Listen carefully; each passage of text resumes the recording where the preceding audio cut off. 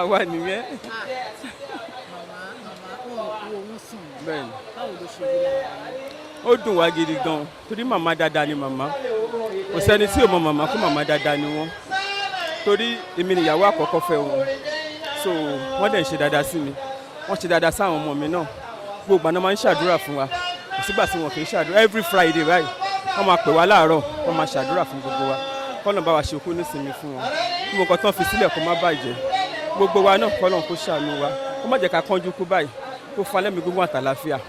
bàbá tí wọ́n fi sílẹ̀ kọ́lọ̀ jẹ́ kẹ́mi wọn kó gùn fún wa nílò kó má ṣe wọn ọkọ mi náà kọ́lẹ̀ kó má lọ síwájú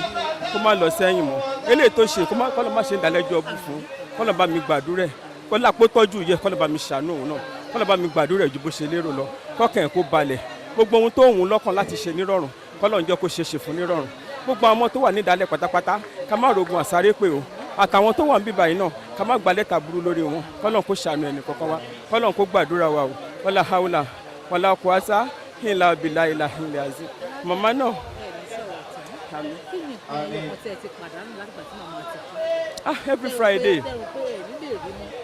every Friday màmá máa ń pè mí alájà dákun bá ń rẹja alájà dákun bá ń rẹja mò ń yọ̀ sí Ọlọ́run ni o mò ń yọ̀ sí Ọlọ́run dákun bá ń rẹja ránṣẹ́ gbogbo náà la mí sí wọn gbogbo náà la mí sí wọn kọ́lọ̀ bá wa ṣe okú nísìnyí fún wọn kọ́lọ̀ kó bá wa tẹ́ wọn sáfẹ́fẹ́ rere kó má fi àlùjọ náà jẹ wọn kọ́lọ̀ kó bá wa kó ṣàánú àwa náà kọ́lọ̀ jẹ́ kẹ́mi sí wa náà kó gùn. pẹ̀lú èrò tó pọ̀ tẹ̀ rí níbà lọ́jọ́ tòní àkílẹ̀ ní sọ fáwọn èèyàn láṣọ mi. àwọn tí wọ́n ní ìyá ọkọ kílẹ̀ ní sọ fún pẹ̀lú èrò tó pọ̀ lọ́jọ́ tòní. àwọn tó bá ní ìyá ọkọ mo gbẹ nìkankan wọn nímọ̀ràn pé kán tọ́jú ìyá wọn kán tọ́jú ìyá ọkọ gẹ́gẹ́ bí ìyá wọn tó dáwọn náà ń bọ̀ nípò ìyá yẹn tó bá ti débi tó bá yá ẹni tó bá ti bọ́kùnrin tó bá ti bóbìnrin lọ́dọ̀ ni kó tọ́jú àgbàlagbà tó bá ní kó tọ́jú ìyá ọkọ ẹ̀ kó tọ́jú bàbá ọkọ ẹ̀ kó ṣe fún yàn kankan o ó ń ṣe fún ara ẹ̀ ni ara ẹ̀ ló ń ṣe fún èmi tọ́jú màmá inú mi dùn pé mo tọ́jú màmá inú mi dùn torí mi ò sí nílé adé Sunday mo lọ sí Canada adé Sunday ni màmá kú lọ́jọ́ Tuesday so ara wọn ìyá náà la gbọ́ ká fi wá sílé kọ́lọ̀ kó bá wa ṣe kó nísìnyí fún ọ kúlúwà láò kó lọ bá màmá nínú sàárè kọ́lọ̀ kó ṣàánú wọn kó gbàdúrà tiwa náà. orúkọ mi ni Alhaja Shakirat Àríkẹ́ Alarape Adunbari Matoshi. Ṣadé Bankole lórúkọ mi ọ̀rẹ́ Alhaja Shakirat Alarape. nígbà ayé màmá irú ẹ̀dá òkú màmá da oníwà tútù ni wọ́n kó yàn mọ́ra wọ́n nífẹ̀ẹ́ ọmọlàkejì wọ́n máa ń tọ́ wa ní ohun gbogbo wọ́n mẹ́sìn wọ́n fọ̀rọ̀ Ọlọ́run kọ́ wa gbogbo àwọn ọmọ wọ́n fọ̀rọ̀ Ọlọ́run kọ́ wọn gbogbo wọn ló lẹ́sìn Ọlọ́run bá wa tẹ́ wọn sáfẹ́fẹ́ rẹ̀ kó mú yẹ̀pẹ̀ aburú kúrò lójú wọn kó pàṣìṣe wọn rẹ́ lẹ́yìn ikú màmá ká má ra kù fà láàrin àwọn ọmọ wọn ká má mọ̀ sàárè wọn ẹ̀mí gígùn àtàlàfíà gbogbo tó fi sílẹ̀ kó dáa. ìyàwó yọ mí màmá wa èèyàn dáadáa ni màmá o abiyamọ gidi ni wọ́n ń ṣe yàrá san ìyá tó mọ iye ọmọ tó ń kẹ́bí mọ́ra tó ń kọ́ ọmọ mọ́ra gbogbo èèyàn lọ́mọ màmá abiyamọ gidi kọ́ ló ń bá àtọ̀run kẹ́ màmá kó bá àdẹ́rẹ́rẹ́ fún wọn àwọn ọmọ tó dẹ̀ fi sílẹ̀ kí kankan má ṣe wọn ọlá wọn kó máa lọ síwájú Alhaji Sharafat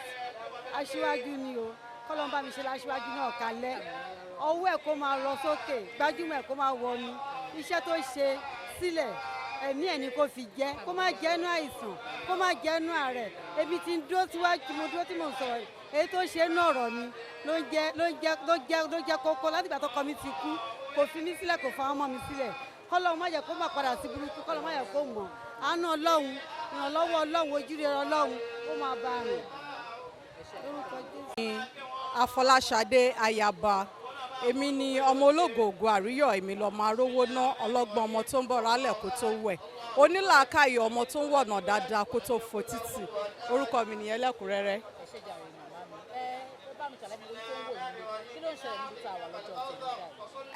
ẹ̀yin tèmi nílé ibi tá a wà lénìí a wá ṣe 8 days FIDUA màmá wa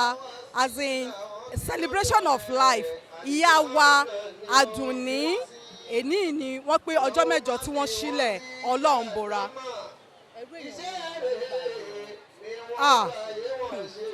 màmá dáadáa ni màmá yìí o tẹ́yìn gan bá wẹnu lẹ̀ tẹ́ bá wẹnu ọkọ ẹ máa rí wípé màmá tó bá ní pé èèyàn dáadáa lèèyàn tó bá kú tán ìgbà yẹn lẹ tó máa mọrú èèyàn tẹ́nìyẹn jẹ́ nítorí pé ẹni tó bá jẹ́yàn dáadáa ní ẹ̀yìn ẹ̀ máa rí àwọn èèyàn rẹpẹtẹ. In fact mi tí ẹ mọ bí mo ṣe lè sọ̀rọ̀ màmá yìí màmá dáadáa ni wọ́n màmá lálùbáríkà abiyamọ tòótọ́ abiyamọ òdodo ni màmá tó jẹ́ wípé tí ẹnikẹ́ni bá sunkún dọ́dọ̀ wọn bá ẹ̀rín ló máa rí jáde àtàwọn ọmọ wọn àtọkọ wọn èèyàn Ọlọ́run pátápátá ni gbogbo wọn. lẹ́ǹkan sí ẹ̀yin tèmi nílé Afọláṣadé Ayaba lórúkọ mi èmi lọmọ ológògó àríyọ èmi lọmọ arówó ná ọlọ́gbọ́n ọmọ tó ń bọ́ra alẹ̀ kó tó wẹ̀ onílàákàyè ọmọ tó wọ̀nà dáadáa kó tó fo títì ẹ ṣáà ti mọ bó ṣe ń lọ ó pọ̀. Take one of the years for school. Àwọn ilé ìtàlíkọ̀ yẹn mo kí lílẹ̀ ní mátàbọ̀ nílà òwúrò. Orúkọ mi ni Alhaja Wosliat Adunni. Mo wá láti Badagry. À ń ṣe ọjọ́ mẹ́jọ Alhaja Wosliat Adunni Alarape. Ọlọ́run kó bá a dẹ̀lẹ̀ fún wọn kó foríjì wọn kó dá àwọn ọmọ wọn sí kó má ṣe ń tẹ̀lé bàbá náà Ọlọ́run kó fún wọn lẹ́mìí gbogbo àtàlàfíà má dà wọn láàmú má dà wọn ọmọ náà láàmú.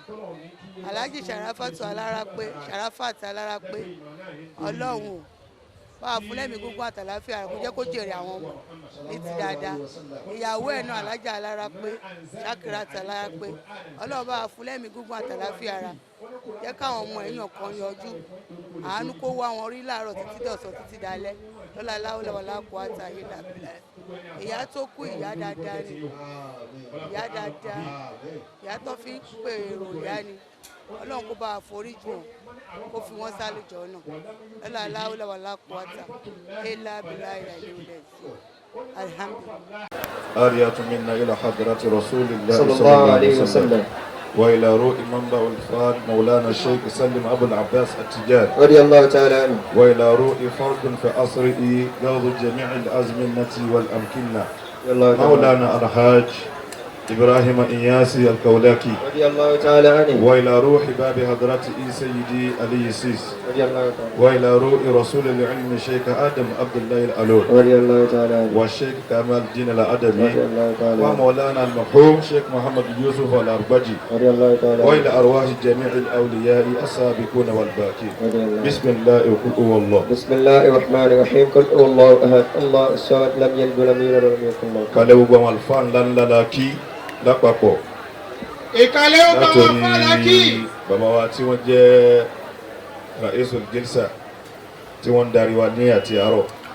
bá tí ń wọlé bọ̀ a fẹ́ da ìjókòó rú ló yẹ kápọ̀ káwọn àgbàlagbà ni mo ṣe sáré jókòó kìí ṣe ta ìlẹ́kọ̀ọ́ àbí tí a kọ́ ni tí wọ́n dákun torí Ọlọ́run gbogbo ẹ̀yin àgbàlagbà mo fi ti kí bàbá wa tí wọ́n sọ máìkì lẹ̀ nísìnyí gbogbo ẹ̀yin àgbàlagbà náà la kí. gbogbo yín pátá la kí. Ọlọ́run jẹ́ àárín yín pẹ́ o. Ọlọ́run jẹ́ àárín yín pẹ́. gbogbo àwọn tí a jọ wà ní fúláàtì kan náà lọ́nà báyìí náà akíra wa dáadáa lórí fúláàtì tiwa ní ibi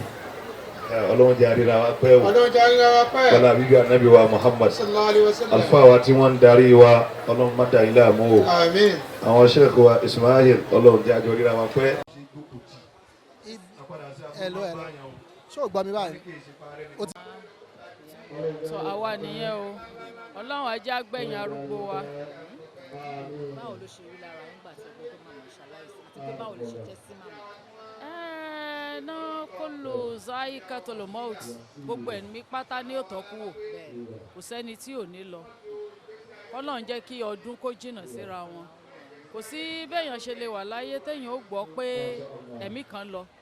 téèyàn ò ní dárò torí ẹ̀mí náà ló wà lọ́rùn wa ká tó wá sọ pé ìyá tó kú ìyá dáadáa ni torí Hajiya Zakirat Alarape Adunbari mọ́tòṣì àwọn ni tèmi tó jẹ́ fẹ́ mi ìyá dáadáa ni ọ̀rẹ́ bí ọmọ ìyá wọ́n máa ń ròyìn mọ̀mọ́ náà dáadáa wọn ò ròyìn wọn níta láburú fún mi rí so ìgbà tó ṣẹlẹ̀ tán pè mí gan-an so mo rí i pé kíní yẹn ó gbòdì lọ lára wọn gbogbo wa la lọ kọ́lọ́hún wọlá dédé àsìkò yìí kó bá wa ṣe àforíjì fún wọn kó dẹ̀ bá wa pa gbogbo wọn pọ̀ kẹ́ ọlá sayid olójú. ọ̀rọ̀ tó lóun lè wá ní fún Alhaji Shakirat àti ọkọ wọn ní àsìkò tí wọ́n wà báyìí. Pàápàá Alhaji ni orí Alhaji Sarafudeen Ọmọgbádébọ̀ Alarape àwọn gan ni nǹkan bàjù torí ó dàbí pé Alhaji gan ẹ̀mí mọ̀mọ́ náà ẹ̀mí Alhaji ni tọ́lọ́ndẹ̀ ní kí ìfẹ́ yẹn wà láàrin wọn gẹ́gẹ́ bí ìyá sọ́mọ ìgbà tọ́rọ̀ yẹn dẹ̀ ṣẹlẹ̀ gbogbo mọ́ ṣe barajẹ́ tó gbogbo ẹ̀ náà la gbọ́ tó ṣe wípé ẹni tó bá ti lọ kò tún wá mọ́ ó tún wá jẹ̀yà kò sí ẹni téèyàn lè fi wéyà tó bíyàn láyé wọ́n ní ṣe ìyá ò lè dàbí ìyá yín ṣe bàbá kò lè dàbí bàbá láéláé àmọ́ Ọlọ́run ọlọ́jọ́ òní ibi tí mọ̀mọ́ wọn ń dí fún wọn Ọlọ́run ọba yóò bá wa mọ̀ dí fún wọn Ọlọ́run á dẹ̀ jẹ́ kẹ́mi tiwọn náà ogun àtàwọn.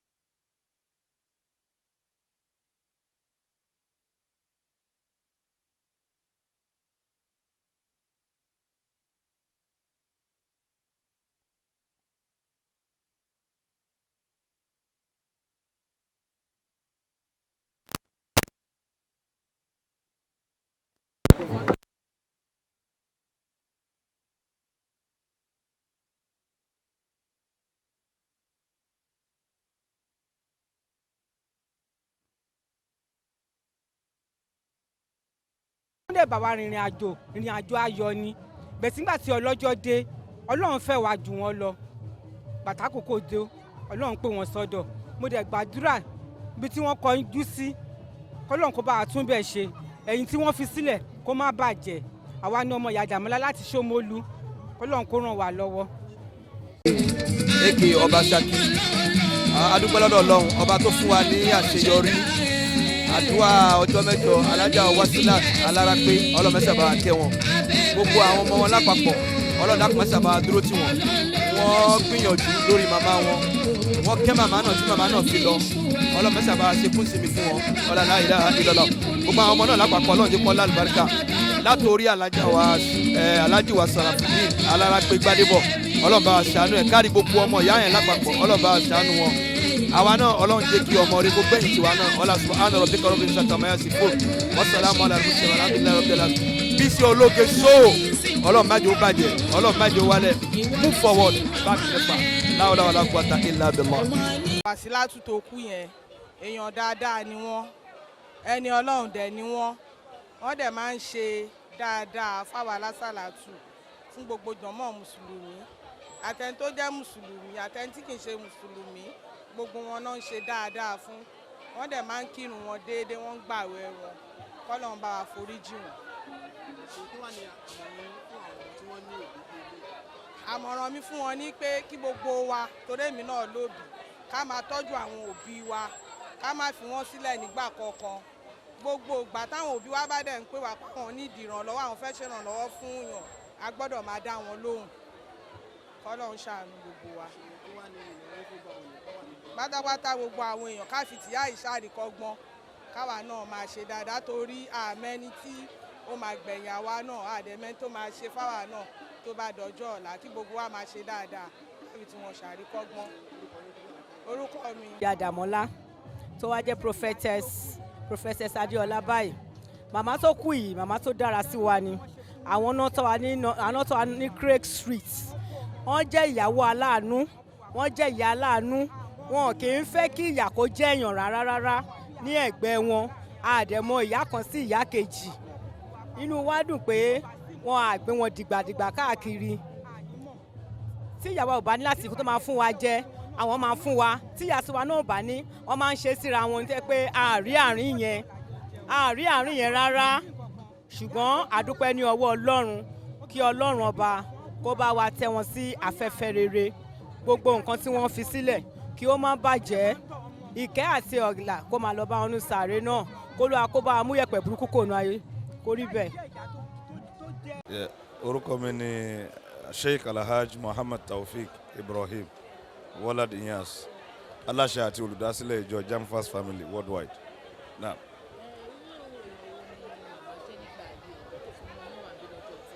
ìyá wa Alhaja Wosliat Adunni wọ́n jẹ́ ìyá alálùbáríkà wọ́n kì í ṣe ìyá fún àwọn ọmọ wọn nìkan ìyá fún gbogbo ọmọ ọlọ́mọ náà ni wọ́n òun ló fà á tẹ́ fi rírú èní tí wọ́n ṣe jọ́ mẹ́jọ kò ń ṣe weekend weekdays láwa yìí today is Tuesday so tí gbogbo oníkálukú dẹ̀ fi láàtọ̀ náà rẹ̀ láti ṣẹ́ tí gbogbo bíi dẹ̀ fi kún báyìí nírú táìmù yìí ìyẹn náà ti ń tọ́ka wá pé ládùúgbò alálùbáríkè èèyàn ni wọ́n nínú ẹbí wọ́n ní ìtumọ̀ nínú ẹ̀sìn fúnra rẹ̀ wọ́n jẹ́ ìyàtọ̀ báyìí ṣe wọ́n dẹ̀ jálàánú fáwọn èèyàn so ó jẹun tó fa sábà bíi wíwá wa ń bì ẹ̀rí pé àwọn afá pọ̀ àwọn èèyàn ńláńlá pọ̀ àwọn ọmọ ìyá yẹn náà dà ọ̀pọ̀lọpọ̀ wa ń ṣe sábà bí àwọn ọmọ làfi débí àmọ́ tí ìyá ò bá da ọmọ ò ní dà so gbogbo dáadáa táwọn ọmọ wọn ṣe káàkiri àgbáyé náà la fi mọ bí ìyá náà ṣe dà tó kọ́nà bá wa ṣàlékún kẹwọn àti gbogbo òkú mùsùlùmí yeah. Yeah. Yeah. Ohun tó ṣẹlẹ̀ ni pé kò sí bó kú èèyàn ti lè da tó bá kú tó bá di jókòó tó da kódà kó lé 200 years èèyàn ní fi ó lọ irú èèyàn nìyá tí wọ́n lọ yìí so éjì tí wọ́n kú yìí kì í ṣe pé bóyá wọ́n ṣọ́kú wọ́n dàgbà àmọ́ torí ìfẹ́ àti dáadáa wọn kò wá kí wọ́n ti lọ ọ̀nà ìyọjú tèmi ó kọ̀ sọ fọ́kọ́ wọn tí wọ́n fílẹ̀ àtàwọn ọmọ ni pé ààrà lọ́lọ́run máa fi ń dá ká má rí níri bíi pé ntọ́lọ́ ń ṣe yìí dùn wá iyọ́ tó ti ń ṣe ohun tó dùn mọ́ wa ń kọ́ kò dẹ̀ sẹ́ni tí ò ní kú kọ́lọ̀ ń jẹ́ kó tó jìnnà síra kí wọ́n kọ́ máa I would want them to ẹtí ni a máa sọ Yorùbá mo fẹ́ kí wọ́n tẹ̀lé legacy tí màmá yẹn bá filẹ̀ kọ́ túbọ̀ tẹra mọ́ kọ́lọ̀ bá wa fi kẹ́ wọn lágbára Ọlọ́run jahil welcome ẹ ṣe o. ẹ mọ̀ wọ́n sí pé kínú ni wọ́n kọ́lọ̀ kó bá wa lọ́rẹ̀ mi wọn kọ́lọ̀ kó bá wa gbogbo àṣìṣe wọn pátápátá kọ́lọ̀ bá wa àṣìṣe wọn rẹ́ gbogbo tí wọ́n fi sílẹ̀ kọ́lọ̀ má fọwọ́ bàjẹ́ kan ọ̀làlá ìlàlá ọ̀là bísímìlá ìkúlẹ̀ àlá. orúkọ mi ni Mr. Tajudeen Sanusi.